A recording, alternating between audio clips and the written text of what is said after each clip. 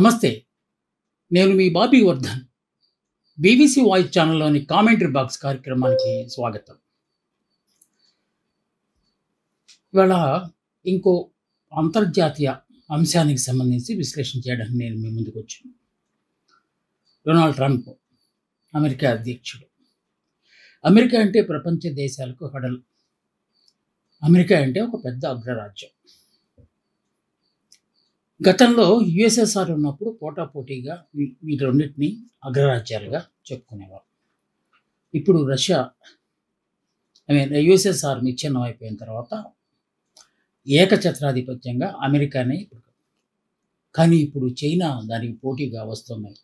ఎప్పటికీ ఈ రెండు దేశాలకి పోటీ లేదు అసలు. కానీ ఇప్పుడు ఈ రెండు దేశాల మధ్య అగ్రస్థానం విషయంలో తర్జన భర్జనలు జరుగుతున్నట్టు, అంటే ఆ దేశాల మధ్య కాదు, ప్రపంచ దేశాల్లో ఈ దేశాలకు సంబంధించి తర్జన భర్జనలు జరుగుతున్నట్టు ఈ మధ్య ఒక సర్వే బయటకు వచ్చింది. ఒకప్పుడు అమెరికా వెళ్ళాలంటే దాన్ని ఒక పెద్ద ప్రెస్టేజ్గా తీసుకునేవాళ్ళు. అమెరికాలో చదువుకోవాలన్నా, అమెరికాలో ఉద్యోగం చేయాలన్నా, ఆఖరికి అమెరికాలో గ్రీన్ కార్డు సంపాదించుకోవాలన్నా అదొక పెద్ద స్టేటస్ లాగా భావించేవాళ్ళు. కానీ ఇది చరిత్ర. వర్తమానంలో ఇదేమీ లేదు, అమెరికాకు అంత సేమ్ లేదు అని ప్యూ అనే ప్యూ అనే ఒక నాన్ ప్రాఫిటబుల్ ట్రస్ట్, అంటే ఒక ఎన్జిఓ లాంటిది, స్వచ్ఛంద సంస్థ ఈ మధ్య ఒక సర్వే నిర్వహించింది. ట్రంప్ వచ్చిన తర్వాత అమెరికా పరిస్థితి ఎలా ఉన్నది, దానికి కంపారిజన్గా చైనాను తీసుకుంది. సో ఈ రెండు దేశాల మధ్య ఎవరి ఆధిపత్యం ఎక్కువగా ఉంది, ఎవరి పట్ల ప్రపంచ దేశాలు ఎక్కువ ఆసక్తి కనబరుస్తున్నాయి, ఈ అంశానికి సంబంధించి అనేక అంశాల ఆధారంగా ఒక సర్వే నిర్వహించింది. ఈ ఏడాది జనవరి నుంచి ఏప్రిల్ మధ్యకాలంలో విడతలుగా సర్వే నిర్వహించి దాదాపు 25 దేశాల్లో 3 లక్షల మందిని ఎంట్రీలు చేసి ఈ రెండు దేశాల సారూప్యతను బేరేజ్ వేసే పనిలో ఈ ప్యూ సక్సెస్ అయిందని మనం చెప్పుకోవాలి. ఏడాది నుంచి దాదాపు అమెరికా అధ్యక్షుడు, గతంలో బైడెన్ కావచ్చు, ఇప్పుడు ట్రంప్ కావచ్చు, వీరిద్దరూ చేసిన నిర్వాకాలను ప్రజలు ఏ విధంగా అర్థం చేసుకున్నారు, అదే క్రమంలో చైనా అనుసరిస్తున్న విధానాలను ప్రపంచ ప్రజలు ఏమనుకుంటున్నారు, ఈ అంశాలు ప్రాతిపదికగా మరిన్ని అంశాల మీద ఈ ప్యూ అనే సంస్థ సర్వే నిర్వహించింది. 3 లక్షల మంది అంటే సామాన్యం కాదు. జనరల్గా ర్యాండమ్ శాంపిల్ అంటాం మనం. ఈ శాంపిల్లో దేశానికి ఎంతమంది అని లెక్కేసుకోండి. ఇక్కడ 1,00,000 మంది పైనే తీసుకున్నట్టుగా ఉన్నారు. సో ముఖ్యంగా కెనడా, ఫ్రాన్స్, జర్మనీ, ఇటలీ వంటి దేశాల్లో ట్రంప్ అంటే మండిపడుతుంది. అమెరికా గ్రాఫ్ పూర్తిగా పడిపోయిందట ఆ దేశాల్లో. ఇవేమీ చిన్న చేత కాదే దేశాలు ఏం కాదు, అత్యంత సంపన్నమైన దేశాలు. ఆ దేశాల్లో అమెరికా అధ్యక్షుడు ట్రంప్ పట్ల, ముఖ్యంగా అమెరికా పట్ల చాలా చాలా ఉదార స్వభావం, అంటే అసలు అమెరికా అనే దాన్ని వాళ్ళు ఏమాత్రం ఖాతరు చేయటం లేదు అనే ఒక రిజల్ట్ అక్కడి నుంచి వచ్చినట్టుగా కనిపిస్తుంది. సో 35% మంది మాత్రమే అమెరికాను ఇష్టపడుతుంటే మిగతా వాళ్ళందరూ చైనా డ్రాగన్ అధ్యక్షుడు జిన్పింగ్ని ఇష్టపడుతున్నారు అని చెప్పి, ఇది చాలా కాంట్రాస్ట్ ఉన్న సర్వే లాగా కనిపిస్తుంది. ఎందుకంటే ఈ రెండు దేశాల మధ్య సారూప్యతను బేరేజ్ వేయడం అంటే చాలా కష్టమైన పని. మరి వీళ్ళకి ఈ ఐడియా ఎలా తట్టిందో తెలియదు. కానీ ఎందుకంటే అమెరికా విర్రవీగిపోతుంది, తానే ఎన్నాళ్ళు అగ్రరాజ్యాన్ని, యుఎస్ఎస్ఆర్ తర్వాత నేనే కదా ఇంకా ఉంది, సో నేను ఏం చెప్పినా చెల్లుతుంది అనే ఒక ధోరణి అమెరికాలో పెరిగిపోవటం, ముఖ్యంగా ట్రంప్ అధ్యక్షుడు అయిన తర్వాత ఇష్టారాజ్యంగా ఆయన అధికారాన్ని చెలాయించడం కూడా అమెరికా గ్రాఫ్ పడిపోవడానికి ఒక కారణంగా ప్యూ గుర్తించినట్టుగా మనకి అర్థమవుతుంది. అమెరికా పట్ల చాలా దేశాల్లో వ్యతిరేకత రావడానికి ట్రంప్ అధ్యక్షుడైన తర్వాత చేసిన విచిత్ర విన్యాసాలే కారణంగా మనం చెప్పుకోవచ్చు.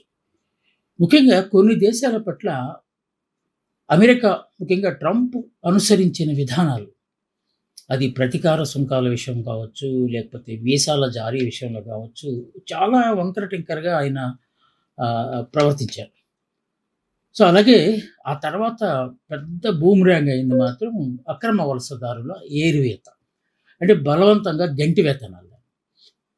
సో, ఎన్నేళ్ల నుంచో, దశాబ్దాల నుంచో అమెరికాలో ఉంటూ, చిన్నా చితకా పనులు చేసుకొని జీవిస్తున్న వాళ్ళను ఏరి ఏరి ఆయా దేశాలకు అది విమానాల్లో కాకుండా మామూలుగా ఈ ఫ్రైట్ తీసుకెళ్తారు కదా! సామాన్లు తీసుకెళ్ళే విమానాల్లో కుక్కి కుక్కి మరీ పంపించాడు. సో, అక్కడ చాలా వ్యతిరేకత వచ్చింది. గతంలో కూడా మనం మాట్లాడుకున్నాం. దాదాపు కోట్ల మంది జనాలు ఆ విధంగా ఉండి అమెరికాలోని నిర్మాణ పనుల్లోనూ, వ్యవసాయ పనుల్లోనూ వాళ్ళు సహాయం చేస్తున్నారు గనక అక్కడ వాళ్లకు అమెరికాలో బాగా మద్దతు లభించింది. అలాంటి వారిని ఈయన పంపించేయటం అనేది సో, ఇంటా బయట బాగా వ్యతిరేకతను మూటగట్టుకున్న అంశంగా ఈ ప్యూ చేసిన సర్వేలో అందుకే అమెరికన్ మీద, అలాగే అమెరికా అధ్యక్షుడి మీద తీవ్ర వ్యతిరేకత కనబడుతుందని చెప్పి అది. అదే క్రమంలో అంటే అదే సమయంలో చైనా అధ్యక్షుడు జిన్‌పింగ్ కొన్నాళ్ళు అస్వస్థతగా ఉన్నారు, కనిపించట్లేదని చెప్పారు. కానీ ఈ మధ్య కాలంలో ఆయన ఏ దేశం మీదకు దుందుడుకుగా దూసుకెళ్ళే పని చేయలేదని మాత్రం అందరూ అంగీకరించాల్సిన అంశం. ఆ మధ్య ఇండియా పాకిస్తాన్ ఆపరేషన్ సింధూర్ జరిగినప్పుడు కూడా ఆయన కొంచెం బ్యాలెన్స్‌గానే మాట్లాడారు తప్ప అడ్డగోలుగా పాకిస్తాన్‌ని ఏం సపోర్ట్ లేదు. మీరు సామరస్యంగా చర్చల ద్వారా ఈ కార్యక్రమాన్ని ఈ యుద్ధాన్ని ఆపండి, ఈ దాడులు ఆపుకోండి అని ఒక ఉచిత సలహా ఇచ్చారు తప్ప నేను పాకిస్తాన్‌కి అండగా ఉంటాను, భారత పని చూస్తాను అలాంటిదేమి ఆయన మాట్లాడలేదు. సో, ఇది ఒక ప్లస్ పాయింట్‌గా మనం చెప్పుకోవచ్చు. ఏంటి, ఆయన ఏ దేశం మీద దూకుడుగా అంటే ఏకపక్షంగా వెళ్ళటం లేదనేది కూడా ఒకటి. ఇక వీసాల జారీల విషయంలోకి వచ్చేసరికి కఠిన నిబంధనలు పెట్టేశాడు ట్రంప్. అలా కాకుండా గోల్డ్ కార్డ్ వీసాలని చెప్పి కోట్ల రూపాయలకు వీసాలను అమ్మేసుకున్నాడు. అంటే సంపన్నులు మాత్రమే అమెరికాకి రావాలి, మిగతా వాళ్ళు రావడానికి వీల్లేదు అనే అర్థం వచ్చేలాగా ఆ చర్య కూడా వికటించిందని మనం చెప్పుకోవాలి. ఇక విద్యార్థి ఉద్యమాల పట్ల చాలా చిర్రెత్తిపోయాడు. కొలంబియా లేకపోతే హార్వర్డ్ లాంటి యూనివర్సిటీస్‌లో అవి దేశానికి, అమెరికా దేశానికి ఇంకో మాటలో చెప్పాలంటే ప్రపంచ దేశాలకు ఎంతోమంది నోబెల్ గ్రహీతలను ఉత్పత్తి చేసిన మేధో నిలయాలు. అలాంటి యూనివర్సిటీస్ మీదే ఆయన చిర్రెత్తుకొచ్చాడు. ఏంటంటే అక్కడ ఉద్యమాలు అక్కడి నుంచే మొదలవుతున్నాయి. విద్యార్థులని ఉద్యమాల పట్ల ఆకర్షితులను చేయకుండా ఉండటంలో యాజమాన్యాలు సరిగా పనిచేయట్లేదు అక్కడ. అందువల్లనే అని చెప్పి అక్కడ వాళ్ళకి ఫండ్స్ తగ్గించేశాడు, రకరకాలుగా చేశాడు. ఇది కూడా చాలా నెగెటివ్ ఇంపాక్ట్ చూపించినట్టే కనిపిస్తోంది. యుద్ధాల విషయంలో ట్రంప్ ద్వంద్వ వైఖరి అవలంబించాడు. ఇన్నాళ్ళు మనం అనుకున్నాం ప్రపంచ యుద్ధం రానియను, ఏ 2 దేశాల మధ్య యుద్ధం జరుగుతున్నా దాన్ని తప్పనిసరిగా ఆపేస్తాను అని ఇలా ప్రగల్భాలు చెప్తూ వచ్చారు ట్రంప్. కానీ జరిగింది ఎక్కడ లేదు. అటు రష్యా ఉక్రెయిన్ యుద్ధము ఆపలేకపోయారు, అలాగే ఇజ్రాయెల్ పాకిస్తాన్ యుద్ధాన్ని ఆపలేకపోయారు. ఇప్పుడు తాజాగా ఇజ్రాయెల్ ఇరాన్ యుద్ధాన్ని కూడా ఆపలేకపోగా కొన్ని దేశాలకు ఆయన ఒక ప్రక్క వాళ్ళను మాత్రమే సపోర్ట్ చేస్తూ రెండో వాళ్ళను అణగదొక్కే ప్రయత్నంలో ఆయన ప్రత్యక్షంగా పరోక్షంగా పాల్గొన్నాడు. అందువల్లనే ఆయనకి ఈ మధ్య ఇన్ని తిక్క పనులు చేస్తూనే మరో తిక్క పని కూడా ఆయన చేశాడు. నోబెల్ బహుమతి కోసం నా పేరును ప్రతిపాదించండి అని చెప్పి కనిపించిన వల్ల అడుగుతున్నాడు. సో, ఇరాన్ అధ్యక్షుడిని అయితే నీ ప్రాణాలను నేను కాపాడాను, ఎక్కడో బంకర్లో దాక్కున్నావు, కనీసం థ్యాంక్స్ అయినా చెప్పలేదు అంటే ఆయన పరోక్షంగా నువ్వు నాకు నోబెల్ బహుమతి కోసం రికమెండ్ చేయొచ్చు కదా అనే సందేశాన్ని కూడా అక్కడ పంపించాడు. ఇవన్నీ కొంత ఎగతాళి చేసుకోవడానికి, లేకపోతే అతని మీద జోకులు వేసుకోవడానికి పనికొచ్చింది. సో, అమెరికా అధ్యక్ష స్థానాన్ని అలాగే శ్వేత సౌధాన్ని తాలూకు గొప్పతనాన్ని బాగా పలచపడేలాగా ఈయన చేశాడు. అందువల్లనే ప్రపంచ దేశాల్లో ఆయన పట్ల విముఖత ఉంది. సమాంతరంగా చైనా అధ్యక్షుడు జిన్‌పింగ్ పట్ల ఆదరాభిమానాలు పెరుగుతున్నాయని ఈ ప్యూ నిర్వహించిన ఈ సర్వే, అంటే ఇది ఎవరి ప్రలోభాలకు లొంగే సంస్థ కాదు. అది ప్రభుత్వమా లేకపోతే non governmental non profitable trust ద్వారా నిర్వహించిన సర్వే. అంటే చాలా కసితత్వాన్ని కలిగి ఉంటుంది అని చెప్పి. ఈ మధ్య కాలంలో అమెరికా పట్ల కొన్ని దేశాలు ప్రేమను కనబరుస్తున్నాయని చెప్పి ఇందాక మనం అదే కొన్ని దేశాలు ఆయన పట్ల చాలా కోపంగా ఉన్నాయని చెప్పాం కదా! వాటిలో రష్యా, కెనడా, ఇటలీ, బ్రిటన్ ఇలాంటి దేశాలు అవన్నీ కొంచెం కాస్ట్‌లీ దేశాలే కదా!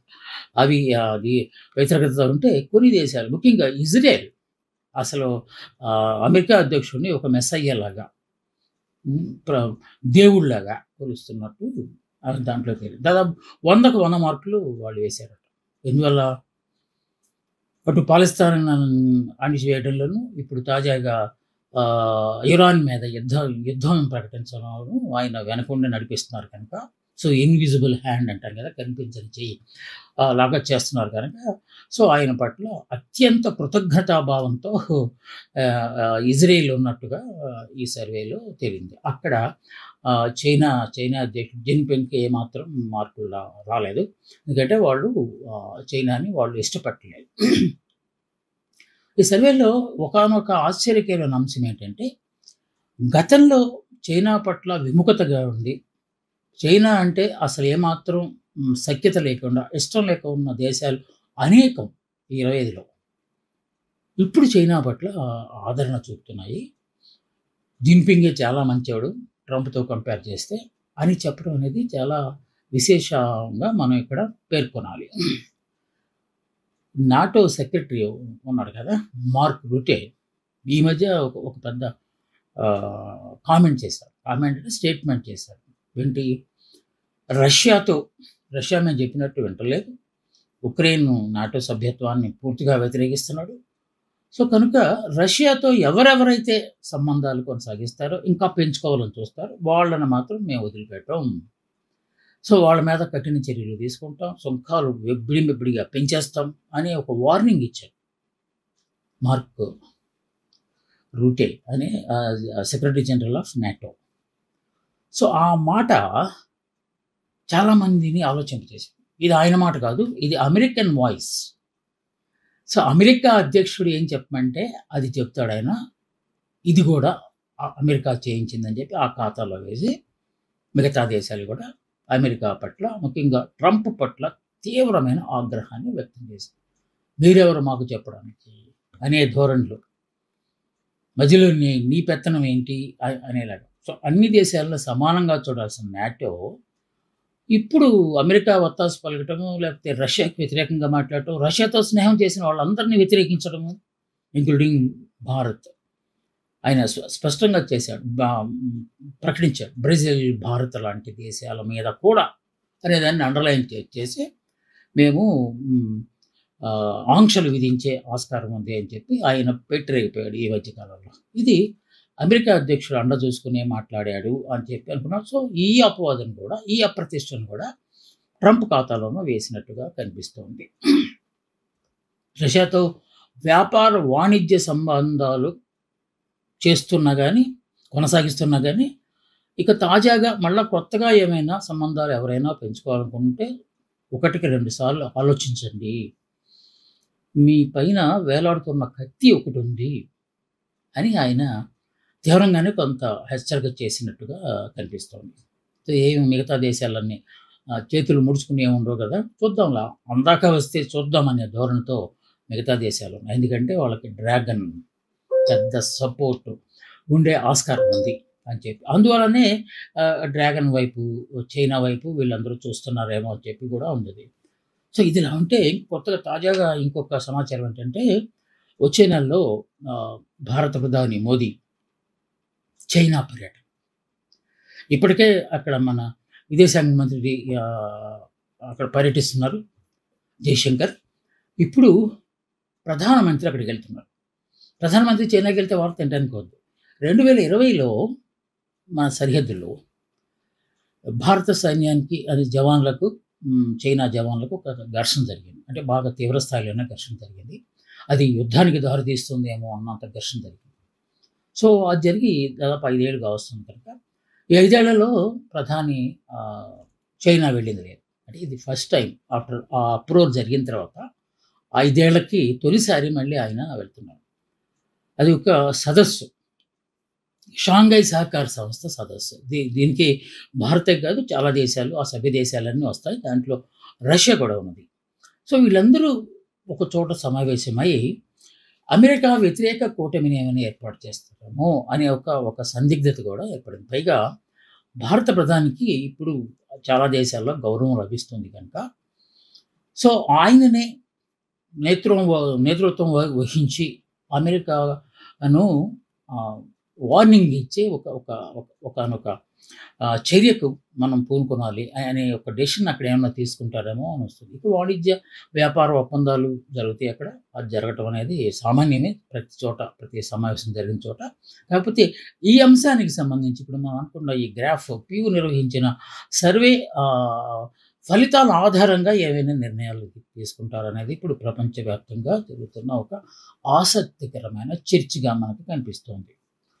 చూద్దాం ఈ సమావేశాల పట్ల కూడా మళ్ళా ట్రంప్ ఎలా రియాక్ట్ అవుతాడో, లేకపోతే చేశాడు కదా మార్క్ రుటే నేటో సెక్రటరీ జనరల్, అలాంటి వాళ్ళని మరి ఎవరినైనా రెచ్చగొట్టి ఈసారి మరో రకమైన స్టేట్మెంట్ ఇప్పిస్తాడో, అలా చేయడం ద్వారా తన ప్రతిష్టను మరింత దిగదార్చుకొని జీరోకి పడిపోతాడేమో చెప్పలేము. ఎందుకంటే అక్కడ ఉంది ట్రంప్ కనుక. ట్రంప్ ఎప్పుడు ఏం చేస్తాడో జనాలకి తెలియకుండా పోయిన పరిస్థితి కనుక ట్రంప్ తాలూకు గ్రాఫ్ పడిపోయింది. జిన్పింగ్ గ్రాఫ్ పైకి ఎగబాకింది. ఇది నేను అంతర్జాతీయ అంశానికి సంబంధించిన విశ్లేషణ మీకు నచ్చిందని భావిస్తూ మరోసారి ఇంకొక ముఖ్యమైన అంశంతో నేను ముందుకు వస్తాను. అందాక సెలవు. నమస్తే, మీ బాబీ వర్ధన్.